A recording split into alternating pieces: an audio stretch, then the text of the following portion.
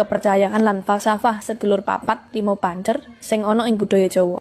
Yen awake dhewe iso ngerti sapa awake dhewe lan piye sistematika faktor-faktor sedulur papat kuwi kerja ing awake dhewe, banjur mupuk lan migunakake kuwi kanggo nglakoni urip. Mula insyaallah keputusane awake dhewe iso luwih apik timbang sadurunge. Iso luwih bener lan iso luwih pener.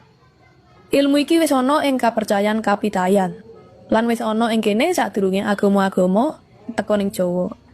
Senajan kepercayaan iki diarani animisme lan dinamisme ing pelajaran sekolah, lan filosofi soal sedulur papat limo pancer iki isih tetep relevan ing beberang periode nganti saiki. Sedulur papat ing wujud fisik yaiku kakang kawah, adi ari-ari, getih lan user. Dene ing wujud non fisik malaikat Jabarala, Makahala, Hasarapala lan Bajarala.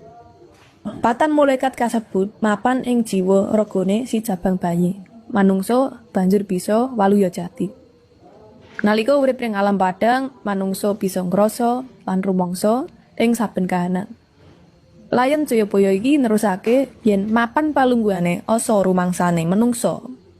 Manungsa nduweni budi kang jerone ana pikir, manungsa nduweni pikir kang jerone ana rasa, manungsa nduweni rasa kang jerone ana sukma. Sukma tegese urip kang sakjerone urip ana ingsun. Kuwi miturut Layang Jayabaya.